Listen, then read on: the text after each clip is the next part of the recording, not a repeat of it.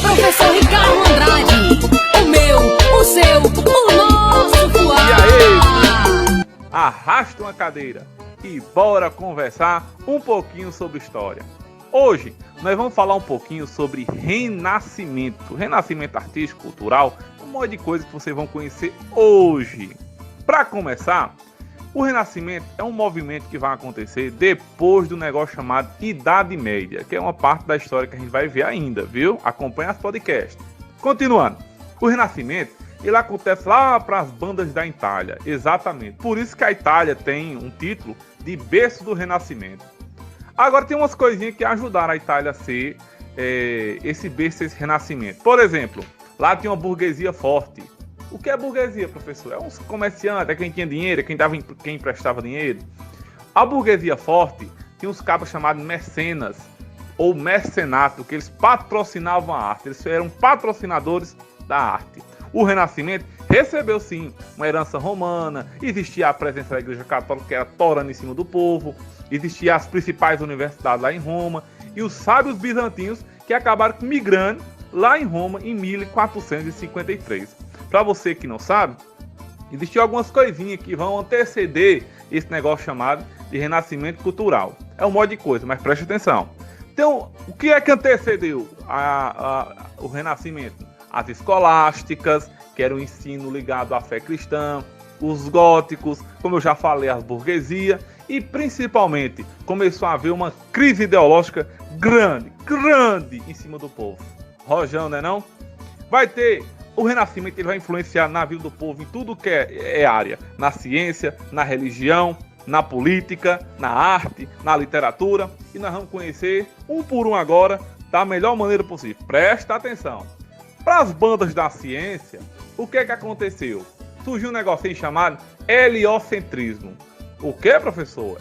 Heliocentrismo. Presta atenção. O heliocentrismo era uns cabras que diziam o seguinte: olha, o Sol é quem gira em torno da Terra. Hã? Exatamente. O Sol é o centro do universo. A Igreja Católica disse: não é assim não, de forma alguma. E a Igreja defendia o quê? O geocentrismo. A parte da ciência do Renascimento é marcada pelo debate ideológico do geocentrismo e heliocentrismo. Quem é que está dentro do heliocentrismo? Uns cabras chamados Copérnico, Kepler, Galileu. Galileu, né? E vai ser um grande movimento de briga da Igreja Católica com esses homens, entre o heliocentrismo e o geocentrismo. O heliocentrismo dizia que o Sol estava no centro, e o geocentrismo dizia que é a Terra que era o centro. Rojão pesado. Na parte da religião, aconteceu tanta coisa. Teve as reformas protestantes, exatamente, quando a Igreja Católica tem um grande impacto, perdendo um monte de gente lá com a reforma protestante. Quem é que liderou essa reforma protestante? Martinho Lutero, João Calvino, Henrique VIII. E a Igreja Católica disse: epa, nem assim não, vocês não estão desmanchando as coisas da gente não. Aí tuf com a contra-reforma. E o que foi a contra-reforma? Medidas que a Igreja Católica fez para poder não perder tanto membro. E aí teve o Concílio de Trento. Nesse Concílio de Trento ficou decidido um monte de coisa, o que é que podia, o que é que não podia. Foi lançado o Index, que era um monte de livro que não podia ser lido. Rojão, viu? Surgiu a Companhia de Jesus, que era um monte de missionários saindo pregando, espalhando a fé católica. Surgiu a Inquisição, que era para matar o povo queimado na fogueira. Eita peleja. E foi surgindo as ideias anglicanas, presbiterianas e muito mais. Na parte da política, nós podemos falar que foi um momento em que os teólogos do absolutismo surgiram. Eles diziam: o rei tem que mandar em tudo, viu? Deixa os reis mandar em tudo. Tá certo, o rei tem que mandar em tudo mesmo. Quem é que balançava essas ideias? Nicolau Maquiavel, Thomas Hobbes, Jacques Bossuet, Jean Bodin. Esses cabras tudinho dizia que o rei tinha poder ou porque Deus mandava, porque era bom que a gente pregasse a nossa vida na mão desses cabras, né? E na parte da economia, na parte do dinheiro, da bufufinha, o que é que eles queriam? Eles queriam que os reis acumulassem capital. Aí surgiu um negocinho chamado mercantilismo. O mercantilismo tinha um monte de coisa dentro. Tipo, vamos acumular metal, um negócio chamado metalismo. Vamos vender mais e comprar menos, a balança comercial favorável. Não vamos deixar o povo de outros cantos vir vender aqui no nosso reino, o pacto colonial. Era basicamente isso, entendeu? Já na parte artística, na parte literária e na parte, como eu estou acabando de dizer, né? Vai surgir alguns pensamentos. Por exemplo, o racionalismo, onde ele vai colocar a razão humana, que ele vai começar a observar, ele vai começar a dizer assim, olha, o homem quando ele observa e experimenta, ele cresce. Eita, Rojão, isso era o quê? O racionalismo. Surgiu também o classicismo, que ele prega a ideia da reflexão, que a gente tem que retomar os valores clássicos, tanto da Grécia como de Roma. Surge também nesse momento aqui do Renascimento o antropocentrismo. Poxa, a língua não vai dizer antropocentrismo, o nome medonho, né? Antropocentrismo. O antropocentrismo dizia o quê? O homem no centro do universo. É o cabra quem tá aqui, tá no cenário, sendo destaque, que era uma ideia contrária ao teocentrismo, que era Deus que era o centro, né? Vai surgir também o naturalismo, a ideia da observação da natureza, o homem tem que se aproximar do mato, o homem tem que ficar perto da natureza. Oh, coisa linda. Continuando, vai surgir também o otimismo e o individualismo, que ele vai acreditar que o quê? Que o homem ele muda com o progresso, que o homem ele é capaz, ele é forte, ele é moral.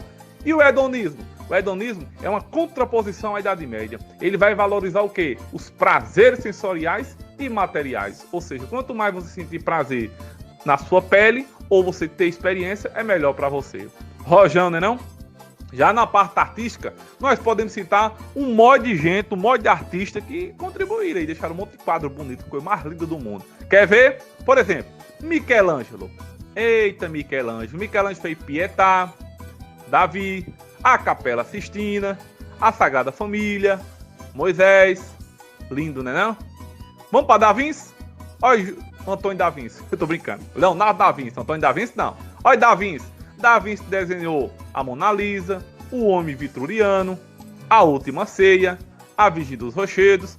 Podemos falar também de Botticelli. Olha que bonito. Nem parece com a gente, né? Esse Botticelli. Botticelli fez esse quadro aí, ó. A Primavera, Nascimento de Vênus. Rafael Sanzio. Bora conhecer Rafael Sanzio. A Escola de Atenas, as Madonas.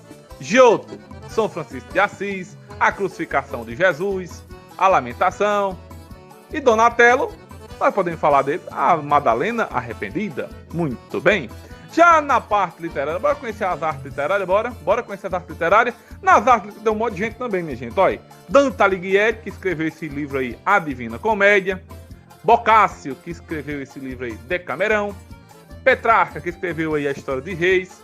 Maquiavel, aquele mesmo cabra lá atrás, escreveu O Príncipe. Camões, que escreveu Os Lusíadas. Cervantes, Miguel de Cervantes, escreveu Dom Quixote.